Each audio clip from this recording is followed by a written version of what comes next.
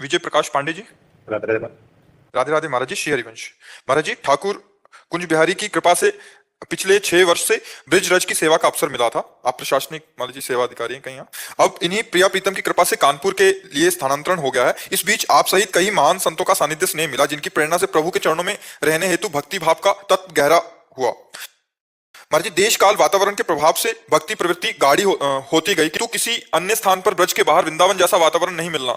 अतः महाराज जी, अनुरोध है कि ऐसा आशीर्वाद दीजिए कि जिससे यहाँ से मिला तत्व कम ना हो। आपके वचन सुन के साहस, संतुलन, समन्वय और शक्ति देने वाला है आपका सत्संग। आप कई बार एकांतिक वार्तालाप में श्रवण दर्शन का अवसर मिला, किंतु गुरु ग्रंथ और मंत्र की परीक्षा नहीं करनी चाहिए। सिद्धांत के आधार पर जिज्ञासा शांत करने वाले प्रश्न भी कभी नहीं किए महाराज जी। अतः आज आपसे आशीर्वचन की।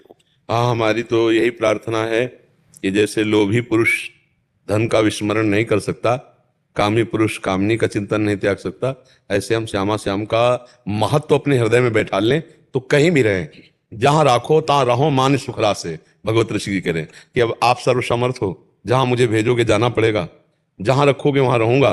पर जैसे आंखों में अंजन लसार है, ऐसे आप तमाल पर लिपटी हुई कंचन बेल की तरह हे प्रियालाल मेरे नेत्रों में झलकते रहो और जहां चाहो वहां रख दो। हरिवंश महाप्रभु ने भी कहा, यत्र यत्र मम जन्म कर्म भी नारके परमे पदे थवा राधिका रत निकुंज मंडली तत्र तत्र हृदय में विराजताम। मुझे चाहे आप नरक में रखो, चाहे परम पद में रखो, आपका, लेकिन मेरी जो मांग है वो कि मैं आपको आपकी मंडली के सहित अपने हृदय में देखूं, कि सूरीजू और लालजू और समस्त सखियां हमारे हृदय में स्फुरित हो जाएं। तो ऐसे ही हम महत्व बुद्धि रखें। इतने वर्षों से ब्रजरज का सेवन हो रहा है, तो ये तो पक्का ही है कि ऐसा वातावरण तो त्रिभुवन में कहीं नहीं मिलेगा। जो वृंदावन का वातावरण है वो तो भगवान का धाम है, धाम की समानता थोड़ी सर्वत्र हो सकती है। अब जहाँ माया का विलास चल रहा है वहां हमारा चिंतन, और यहाँ वृंदावन में अगर बिल्कुल भजन नहीं हो रहा है तो भी यहाँ भजन पकड़ लेता है। वृंदावन में जो कबहू कछुक भजन नहीं होए, रज तो उड़ी लागे तले, ये रज जानी जहां हृदय में लगेगी ना, तो यहाँ पे स्वार्थ आपने भजन गए फिरे बाँ, वो स्वार्थ से घूम रहा है, अपनी ड्यूटी पूरी कर रहा है, उसका भजन बन रहा है। क्योंकि वृंदावन वास हो रहा है, महापुरुषों का संग हो रहा है, रजरानी में वास कर रहा है, जब मन आया बिहारी जी से आंख मिलाया है, राधा वल्लभ जी से आंख, ये सौभाग्य तो नहीं मिल पाता है जब इस क्षेत्र से दूर हो। पर चिंतन तो हम कर सकते हैं। जो आपने 8 वर्ष में चिंतन समेटा है, आप उस चिंतन के द्वारा वहां सुखी रह सकते हैं। है कठिन, क्योंकि बाहरी जो वातावरण है वो प्रभाव डालता है, पर आंतरिक वातावरण यदि हमारा भागवतिक बना रहे तो बाहरी का प्रभाव कुछ नहीं पड़ेगा। जो रही उत्तम प्रकृति काकर सकत कुसंग, चंदन विष व्यापत नहीं और लपटे रात भुजंग। और एक बात और कही, को न कुसंगति पाए न साई और राहे न नीच मते चतुराई। भाई यहां ये ध्यान रखना है कि हमें कभी नीच मत में नहीं फंसना है, कभी हमें प्रलोभन में, कभी भय में, कभी किसी के फुसलावे में नहीं फंसना है। अपनी बात ध्यान रखनी कि मेरा कर्तव्य क्या है, उसे धर्म पूर्वक करना है, और मेरा लक्ष्य क्या है, भगवत प्राप्ति, उसको संभालते रहना। तो जहां भी रहोगे श्यामा श्याम की कृपा का ही आपको अनुभव होगा। नाम जप निरंतर बनाए रखिए, उठते बैठते चलते फिरते नाम जप, और अशुद्ध भोजन का त्याग और कुसंग का त्याग। व्यवहारिक चर्चा जरूर होगी नाना प्रकार की, लेकिन कुसंग का हमारे अंदर कोई प्रभाव न पड़ने पावे। भगवान की श्रद्धा, भगवान के प्रति समर्पण, इसमें कभी ना आने पावे, तो जहां रहोगे वहीं से मंगल आपको अनुभव में आएगा। लेकिन ये वातावरण बहुत, तो कभी कभी जब छुट्टी हो तो आप कृपा करके आ जाना 1-2 दिन के। यहाँ जब कभी विपरीत परिस्थितियां आई, मन व्याकुल हुआ, व्यथित हुआ, तो आपका वह वचन सुनता रहा कि सहन करना सीखो, और उससे मुझे शक्ति मिली और समय को बीतने दिया मैंने, और मैं आगे आप पे चल। हाँ बिल्कुल बिल्कुल, बहुत सुंदर है। अगर ये सहनशीलता हम बनाए रखेंगे, भगवत स्मृति बनाए रखेंगे, तो माया पर भी विजय प्राप्त कर लेंगे। ये आगमा पाइनो अनित्यास है, ये ध्यान रखना चाहिए कि टिकाऊ नहीं है। जैसे अनुकूलता हम चाहते हैं कि टिकी रहे, पर टिकी नहीं रहती और प्रतिकूलता आ जाती है, ऐसे ही ये प्रतिकूलता भी टिकी नहीं रहेगी, फिर अनुकूलता आ जाएगी। तो हमें अनुकूलता और प्रतिकूलता दोनों में यदि सम रहना आ जाए तो भगवत प्राप्ति हो जाए। जो अनुकूल और प्रतिकूल में सम रहता है वो भगवत स्वरूप का बोध प्राप्त कर लेता है। तो ऐसे विचार के द्वारा सम रहा जाता है। प्रतिकूलता आई विचार के द्वारा कि हमारे किसी प्रारब्ध का क्षय हो रहा है, भगवान की विशेष कृपा है कि हम सावधान होकर इसको सह लेंगे, भगवत स्मृति के द्वारा इस समय को भी काट लेंगे, हम विचलित नहीं होंगे। तो भगवत प्राप्ति के लक्ष्य में सब कुछ आ जाता है। भारी से भारी विपरीतताएं आती है, लेकिन हम भगवान के हैं, भगवत प्राप्ति करनी, इसलिए हम सह जाएंगे। तो बहुत सुंदर है। आप जहां भी रहिए प्रसन्न मन से रहिए और भगवत स्मरण परायण रहिए। मेरी गाड़ी के नीचे गांव का बच्चा आगे बढ़ता, तो वो मुझे किसी ब्राह्मण जी ने बताया कि आप हरिद्वार जाओ, उनकी गति करवाओ, क्रिया करवाओ। बट आज भी वो मुझे लगता है कि वो पाप है, वो भी हटा नहीं है कभी मेरे से।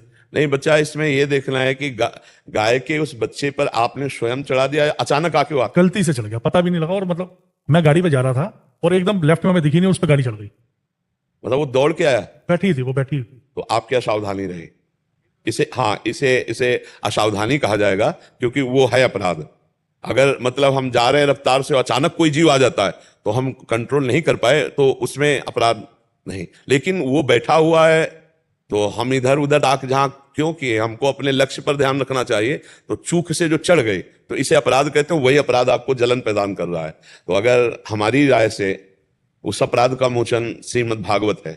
अगर संस्कृत का कोई विद्वान 7 दिन नियम पूर्वक भागवत का पाठ करके और उस जीवात्मा को दे दिया है, तो देख लेना आपके हृदय में एकदम खत्म हो जाए। मन में बहुत शांति रहती है। अभी श्री जी बिल्कुल उसके लिए सच्चा उपाय हम तुम्हें बता रहे हैं, सच्चा उपाय। ये गलती है, ये अपराध है, क्योंकि आपके द्वारा हुआ है। अब आप इतने दिनों से जल रहे हो, तो यहाँ आकर प्रश्न किया, तो उसका उत्तर है श्रीमद् भागवत का साप्ताहिकी पुराण का जो पाठ है, किसी विद्वान से कराइए और उसका फल उस जीव को दे दीजिए। उसको भेंट देना पड़ेगा, जो आचार्य पाठ करेगा, पर्याप्त भेंट देना चाहिए जिससे उसको संतुष्टता हो जाए, क्योंकि 18,000 श्लोक 7 दिन में वो बोलेगा।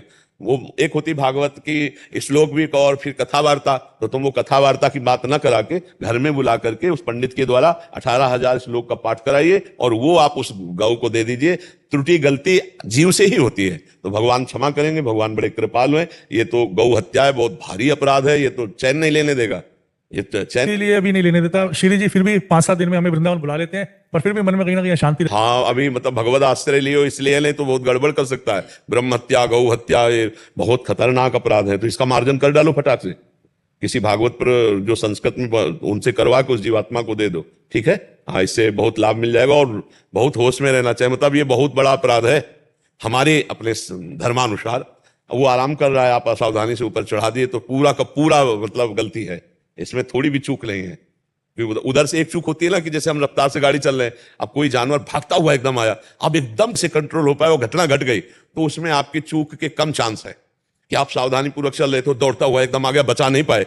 लेकिन वो आराम कर रहा है, आप उसके ऊपर चढ़ा रहे हैं, इधर उधर आपकी सावधानी हट गई, तो फिर वो पाप है। और गौ हत्या, ब्रह्म हत्या, ये सब एक लाइन में रखे जाते हैं, इसीलिए आपका हृदय जलता है। आप ऐसा कीजिए, क्योंकि इसी जन्म में हम हर बात का प्रायश्चित कर सकते हैं जो हमसे गलती हो चुकी है। और खूब नाम जप कीजिए भगवान से। घटना 3 साल पहले हुई, आपके अलावा कोई सही उत्तर देने वाला मिला नहीं, तो आज मैंने हिम्मत करके किया। 3 बार आया इससे पहले, बट आपसे हिम्मत नहीं हुई बात करने की। जी, नहीं, आप इसका कर लो, प्रायश्चित कर लो और भगवान से क्षमा याचना कर लीजिए, क्योंकि अपने धर्म के अनुसार ये अपने लिए थोड़ा बहुत बड़ा पाप माना जाता है। गौ हत्या, ब्रह्म हत्या, और जैसे सोते हुए माताओं बहनों की हत्या कर देना, ये कई तरह के बड़े पापों में आता है। जैसे आजकल गृहस्थ नहीं समझते, भ्रूण हत्या, गर्भ हत्या, ये उसी पाप की लाइन में आता है।